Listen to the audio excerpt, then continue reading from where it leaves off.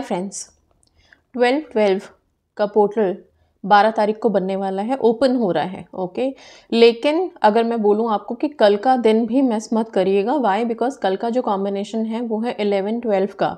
11th date है और 12th हमें पता है मंथ का जो नंबर है वो है। सो ये 11/12 का कॉम्बिनेशन भी बहुत अच्छा है। तो कल भी अगर आप अपने कोई रिचुअल्स कर रहे हैं, अपनी अफर्मेशंस दे रहे हैं या फिर गोल्डन मिनट का यूज़ कर रहे हैं तो ज़रूर कीजिएगा। कल का दिन बहुत अच्छा है। 11 11 या 111 या फिर 4 times 1 जब ये नंबर्स आते हैं हमारी लाइफ में, हम देखते हैं तो इनका मतलब होता है हैप्पीनेस का आना, खुशियों का आना, एक नई शुरुआत, नई beginning.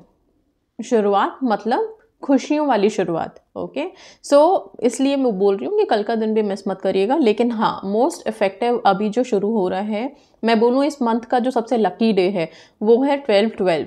Okay, which is on Monday. ठीक है, सो 12 तारीख को मिस मत कीजिए, कुछ रिचुअल ज़रूर कीजिए। वाई? बिकॉज 12 से लेके 21 तक के 10 दिन जो हैं ये बेस्ट डेज हैं मैनिफेस्टेशन के लिए। ओके, और 12/12 जो एक दिन है जिस दिन एक्चुअली पोर्टल ओपन हुआ है, वो तो है ही, वो तो इतना ब्लेस्ड है कि आप सारी ब्लेसिंग्स आप उसमें मिलेंगी आपको अगर आप प्रेयर्स करते हो कुछ।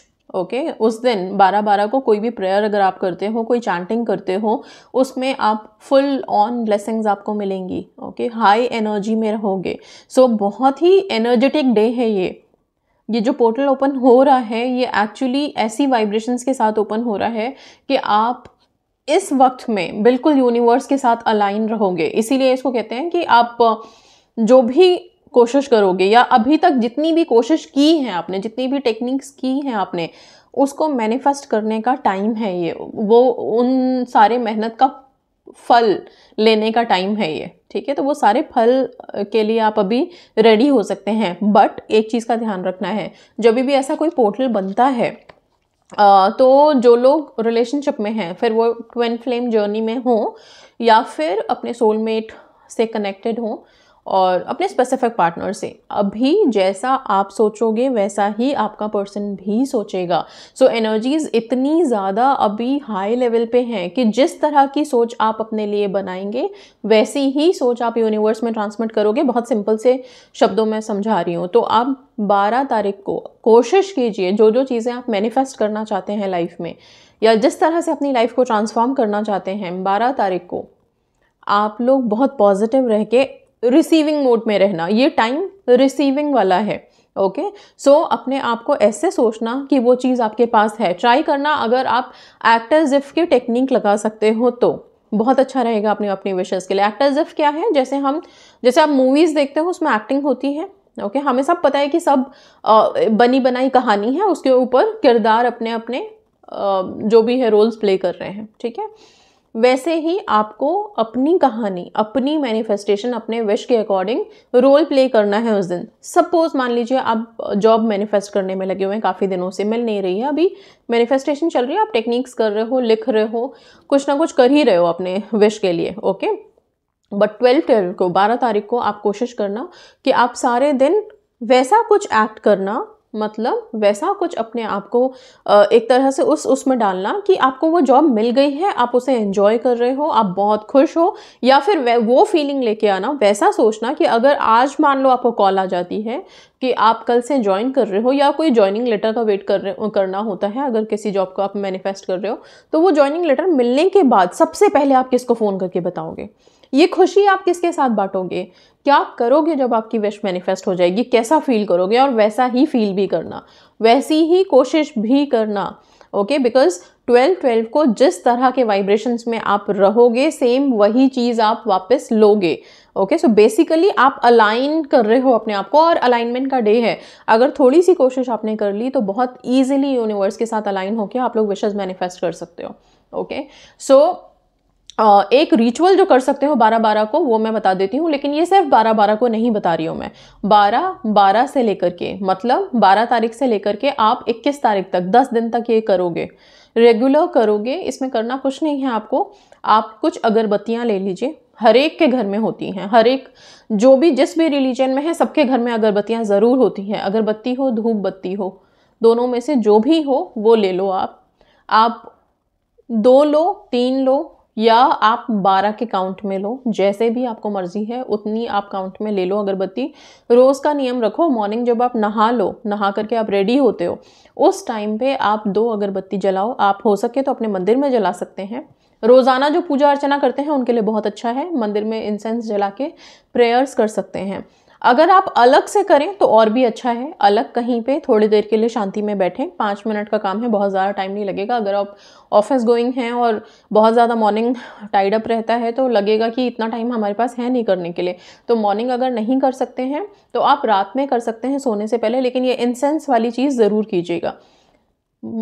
2 अगरबत्तियाँ जला लीजिए, एक प्लेट में जला के आप कहीं पे आराम से बैठ जाइए, और उसका जो स्मोक निकलती है ना, घूम के ऊपर जाती है, उस स्मोक में ध्यान लगाते हुए सिर्फ इतना फील करना कि ये स्मोक आपको अभी बहुत पॉजिटिव कर रही है। और इस स्मोक के साथ आपके अंदर जो भी डर है, नेगेटिविटी है, कोई डाउट है, कुछ भी ऐसी नेगेटिव फीलिंग है, कोई चीज़ भारी भारी, जो कहते हैं ना मन बड़ा भारी लग रहा है, किस चीज़ से भारी है, उन सब चीज़ों को रिलीज़ करते हुए सोचना कि इस स्मोक के साथ वो चीज़ें रिलीज़ हो रही हैं।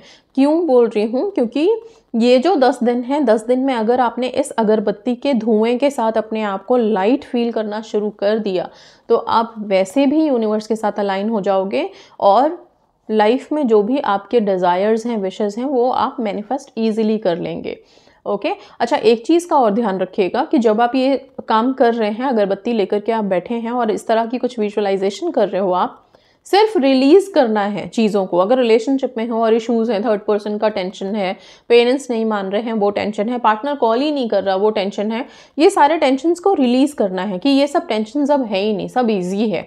ओके क्या हो रहा है क्या नहीं हो रहा है उसके बारे में मत सोचो, बस कि मुझे कोई टेंशन नहीं है, इसके साथ सारी टेंशन्स मैंने छोड़ दी, मैं अब बहुत पॉजिटिव हूँ। ओके ये सोचते हुए, और 1 ग्लास पानी ज़रूर रख लेना वहाँ पे।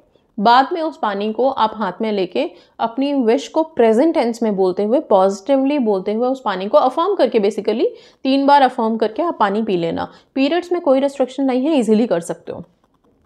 इसके साथ साथ अपने आप को सेल्फ लव में हाई रखो। अभी जैसा आप बोलोगे, ये पोर्टल जो ओपन हुआ है 12-12 का, इसमें क्या है, आप बार बार कह रही हूँ, अलाइनमेंट का है, ये हाई एनर्जीज़ का है। आपने अभी तक जितने टेक्निक्स किए हैं, जहाँ जहाँ पे अपनी एनर्जीज़ लगाई है, उनका एक्चुअली रिवॉर्ड मिलने का टाइम है। तो रिवॉर्ड जब हम लेने जाते हैं ना, तो वैसी ही पॉजिटिविटी, वही एक्सेप्टेंस की भावना होनी चाहिए।